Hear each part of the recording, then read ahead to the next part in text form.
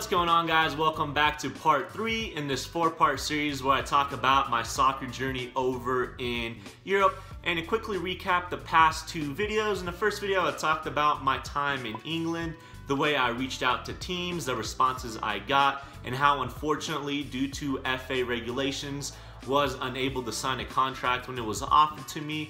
And then the second video I talked about my time in Croatia and Ireland, and how unfortunately in Ireland, 3 days into my trial, the Irish FA stepped in and said that the team can't sign any players for the remainder of the season due to a scandal that the team was involved in, and how my time was slowly winding down in Ireland. And then the day my visa was expiring in Ireland, I was at the Dublin airport, booked my ticket to Spain, and that's where I'm gonna pick up the story. So I get into Madrid again with nothing set in stone. The agent said that there might be a team that's willing to undergo the process of signing an American. So once I land at the airport, I was debating where I would be staying. I was thinking about maybe staying at the terminal for a couple days to give the agent some time, but thankfully common sense kicked in, and I booked a 3-day, 2-night stay at a hostel downtown Madrid for about $30 US. And for those of you that don't know what a hostel is, it's pretty much run as a hotel,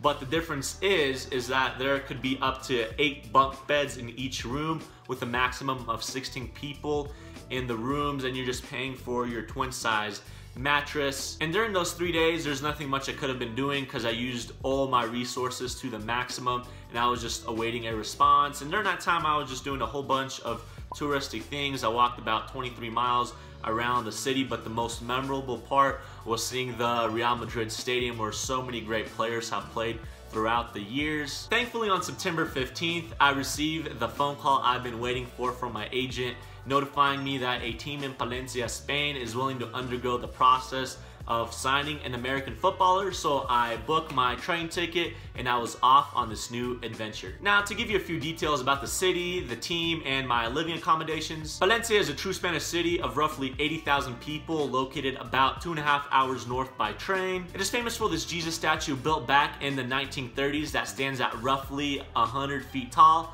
that overlooks the entire valley of Palencia. But other than that, there's nothing much there. It's just a true working class city. Soccer-wise, the team I went to was CDR Atlético Palencia in 1929. They were formed a couple years back with the ambitions of getting promoted to the next division, which they currently played in the 4th, and also by bringing on foreigners and local players that they're able to sell for a profit later on in the future. And that's one of the reasons why I went there. Another reason why they were pushing really hard to get promoted to the 3rd division was because if they do, they get the legal rights to this stadium that seats roughly 80,000 people, which was previously occupied by a 3rd division team in Palencia that folded back in 2012. Transitioning to my living situation, upon my arrival in Palencia, I was told that I had to find my own accommodations while I was on trial, and that when I do sign, the team would reimburse me that money I spent for the housing and for the food.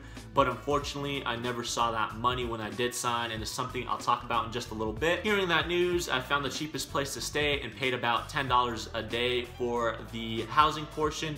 Then for the meal portion, I would spend roughly $5 a day. Food was pretty expensive, and I would just get the necessities, just a loaf of bread, some sardines, the cheapest juice I could find, any meat that was on sale, and whatever, you know, if there was like a salad that was about to expire the next day, they would have like a 60% off discount on it, and I would just get that. But thankfully, I did have family and friends that would Venmo me money every once in a while so I can have a good meal. But talking about the meals and all that, upon my arrival in Spain, I was at roughly 182 pounds, and when I left, I was at 170, so you can definitely tell that I wasn't eating enough. But thankfully, my accommodations finally changed about a month in, where I didn't have to pay for my accommodations and my food. And in these next few clips, you'll see me moving out of one place into the team player house that I was put up in for the remaining 2 months. All right, just wanted to record myself, but there's a lot going on. So the president informed me I am moving out of the place I'm currently staying, as you can tell. And I gotta pack and get out of here in like 30 to 40 minutes, and I'm moving in to a house where there are 5 other players, all foreigners. None of them speak English, just Spanish and French.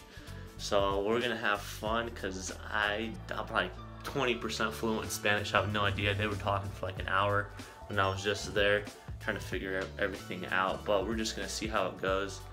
It's been a pleasure. I've been in this room for about a month. But it's football, so on to the next page in this chapter in Spain. So we're gonna see what happens, and yeah. I have nothing else to say, but check this mess out. It is a mess. I'm gonna pack and get out of here. Pack and get out of here. It's gonna be a complete mess and a disaster. But we're gonna have fun. It's all about having fun, chasing after your dream. Next page, like I said in this chapter. Dilly. All right, this is a tour of the house. This is the beautiful street that I live on, and that right there is the house. Let's go inside and I'll show you guys around. Got the cook right there. I don't know if you can see him.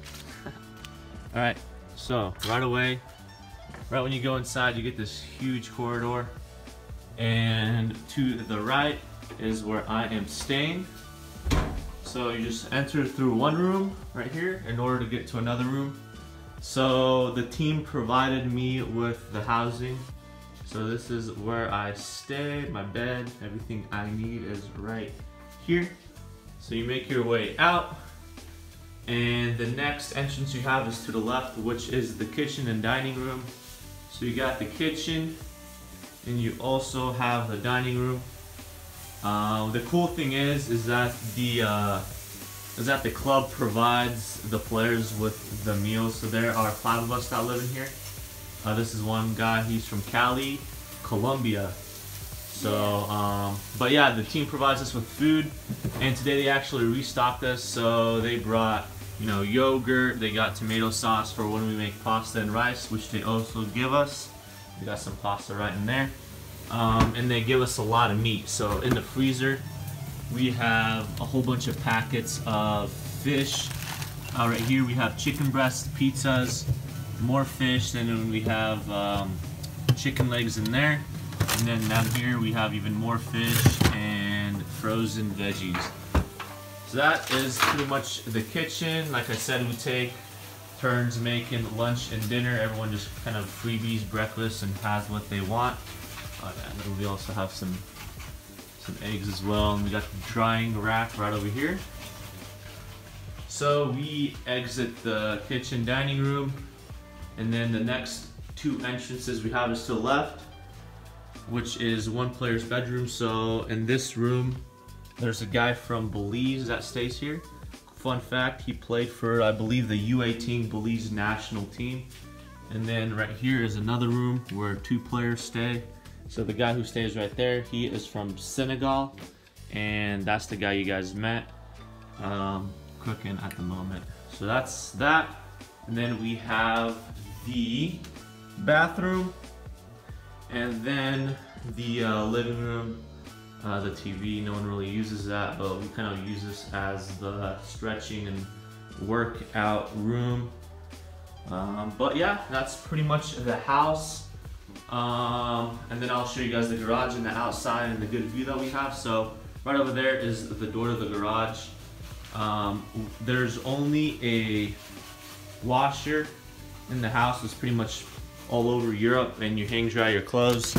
So in the garage, there are more beds for when there are more players. There were 6 of us in the beginning when I was first here.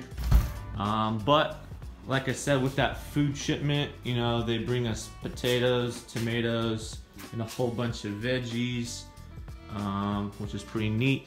We got the drying rack and like just, you know, more drying stuff. And then our beautiful backyard. You walk out of this door, and you know, you just have more drying strings to hang up your clothes. And then you make your way up this ladder, and this is pretty much where I have coffee every day. Just kind of hang out and chill, enjoy the view. You have this kind of a small little skyline of the city. It's pretty neat. You know, you got the fall trees, full blast. There's leaves everywhere, and yeah, that's pretty much the city. That's the house. This is the outdoor patio, so to speak, once you make your way up the ladder. But yeah, that's where I've been staying for the past 2 months. The first month I was in a residency, pretty much a hostel just down that road. To give you an idea with who I lived with for the remainder of my time in Spain, for the first month there were 6 of us in the house. There was a guy from Senegal, 2 guys from Colombia, a guy from Bolivia, and another from Mali. And got some family dinner action. Malo. He eats with his hands. We're having fun. Having nice. Since there were so many players in the house, from that tour you guys saw, I was sleeping in the living room on the couch for the first month. Welcome to my room tour. It's been my bed couch bed for the past 2 weeks. It's also cold. Snow for the first time today, so it's freezing. And you can actually see your own breath when you breathe. See if you can see this.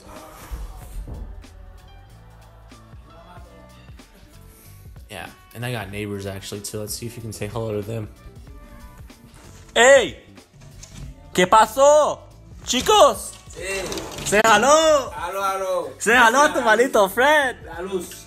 Sí, pero el show blanc. My Freddy. Very good, huh? Hey, very good. Yes. I like. This is great success.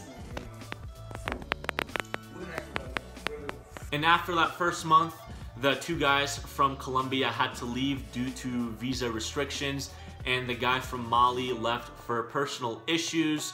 Once that happened, the last month I was there, the team brought in another player from Colombia, and again, from that tour, I was sleeping in that room within the rooms, which was pretty nice, you know, moving from the couch to a whole bedroom to myself. And with all the movement of players leaving the house and new players coming in, I actually became really good friends with the new guy from Colombia and the guy from Senegal, even though that there was a massive language barrier between us. Talking about the language barrier, when I first arrived in Palencia, I was told that there was gonna be a couple guys on the team and a couple board members that could, you know, carry on a conversation in English, but I have no idea what happened to them. Upon my arrival, they were just non-existent. And on top of that, for that remainder 3 months that I was actually in Palencia, I ran into 0 people that knew how to speak English, and on top of that, carry on a conversation, which was super fun because, you know, talking to the players, the coaches, the president, and the board members, you know, they would be asking me a lot of things about, you know, contract negotiations, you know, tactics about the games, player movement, and I would just have a blank stare, and I would just be like, see, yeah, for sure, yeah, definitely. But thankfully, with time, you know, being forced in that situation, not necessarily forced, but, you know, being in that environment where you have to learn Spanish in order to, you know, carry on a conversation and understand everything, I would spend, you know, multiple hours a day studying, you know, and practicing with the guys at the house. But not gonna lie, Google Translate was definitely my best friend, and it was awkward at times because, you know, you're talking to the club president, the coach of the team, you know, they're, you know, telling you something for about 3-4 minutes, and you just have this blank stare in your face. And then, you know, awkwardly, I would just pull out my phone, go on Google Translate, you know, have them speak into it, where it would, you know, write out in Spanish, translate in English. I would look at it, you know, say what I want to say back, and then we just use my phone to kind of communicate and negotiate amongst each other, which was awkward at times, but, you know, thankfully Google Translate does exist. With all that explained, let's get into the soccer portion of the story. When I arrived, the team was only 2 games into the start of the season. They trained on Monday, Tuesday, Thursday, with games on Saturday.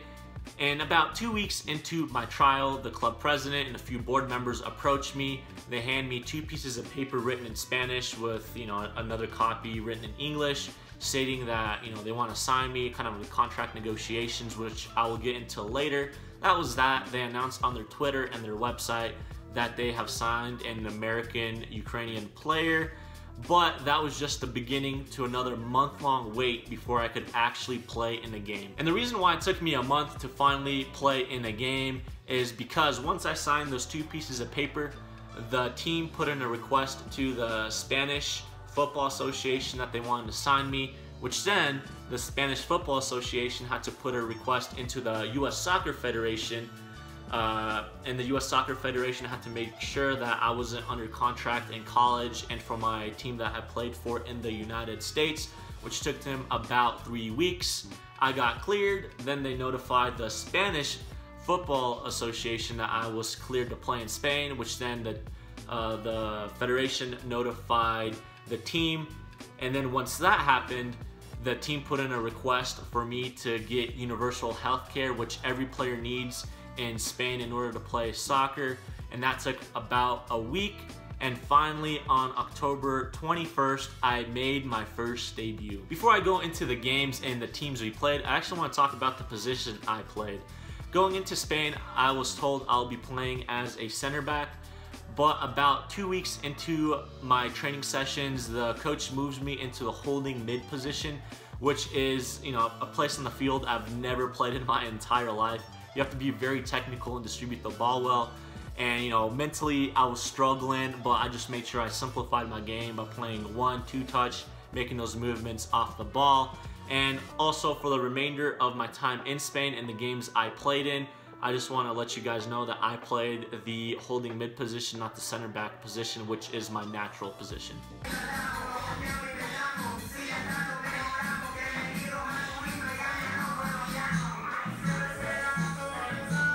Going back to that first game on October 21st, it was a derby game against Villarreal, a rival city, and I'm telling you what a debut that was. I didn't start that game, but the coach subbed me in at the holding mid position at halftime. I create a goal scoring opportunity within the first 30 seconds. It goes out for a corner. The ball's whipped in from that corner. I'm making that far post run. It comes down. I'm protecting the ball from the player. And their defender's running full speed, runs into my arm, flops, starts rolling around like Neymar. Their team's yelling at me because, you know, their player is in pain, and, you know, they start yelling at me. I start yelling back. Their bench clears, our bench clears. We're all on the field. It's about to be a massive brawl. You know, I'm just like, what the heck? This is my first minute.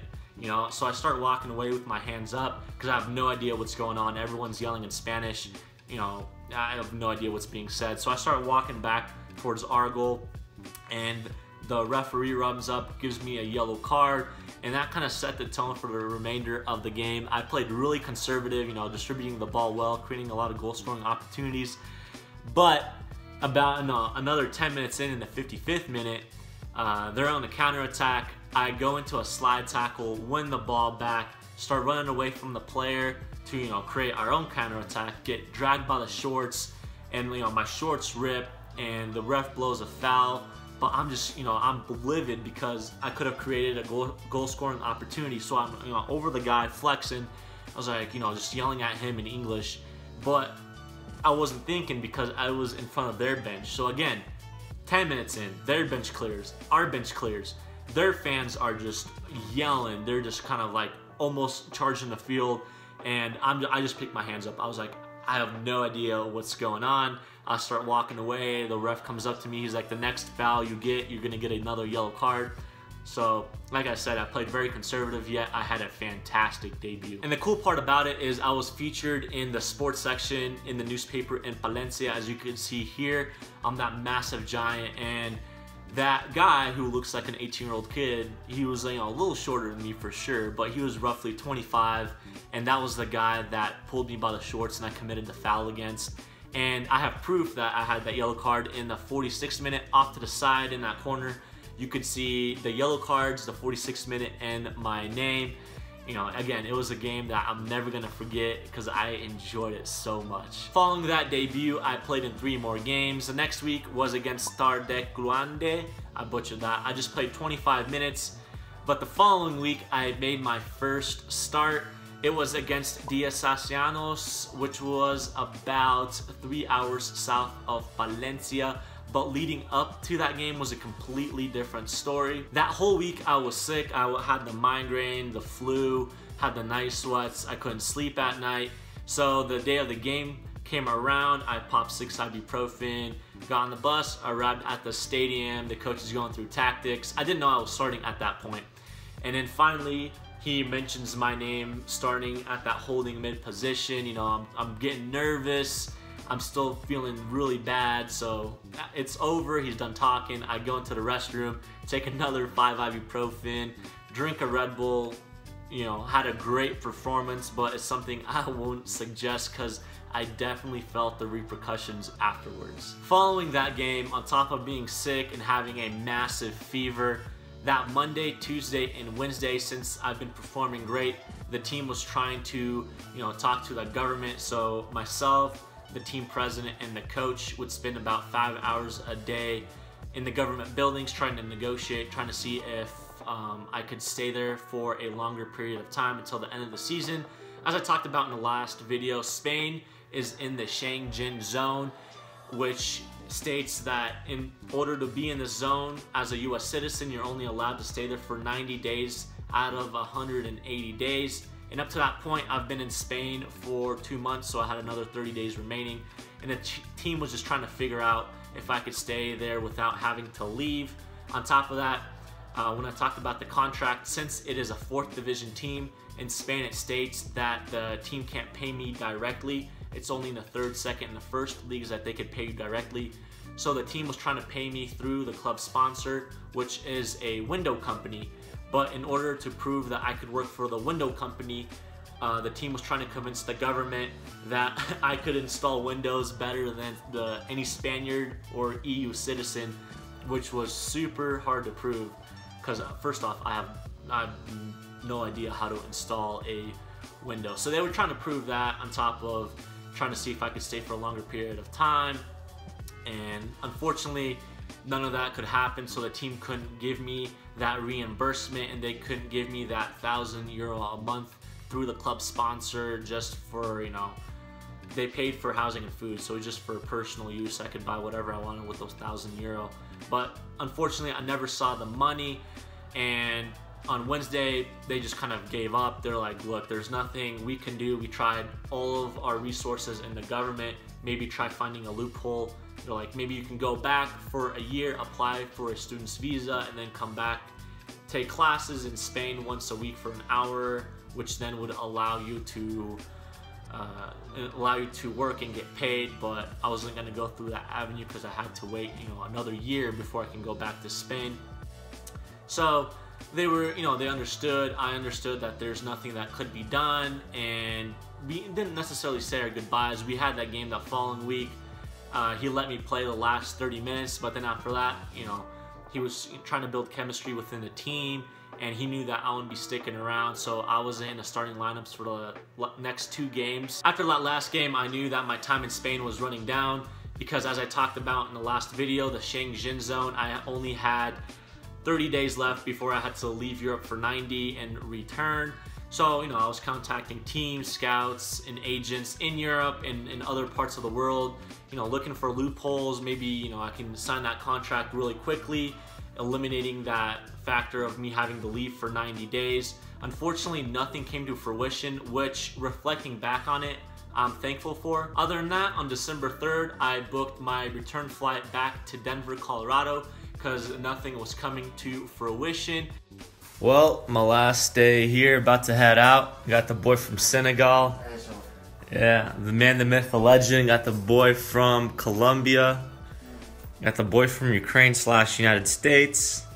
But headed out. My visa's expired, so the club can't offer me an extension. So, but yeah, you live, you learn, you move on. Got all my things packed up, and we are gonna be going out of here. Got the train ticket, my flight's tonight, and I'll be in the States tomorrow. And then in the next video, you'll hear me talking about the 2 big surgeries I got when I did return home, the rebranding of High Stake Lifestyle, the whole meaning behind the logo, and then what my short-term and long-term goals are moving forward. That's it for now. Over and out. Have a good one.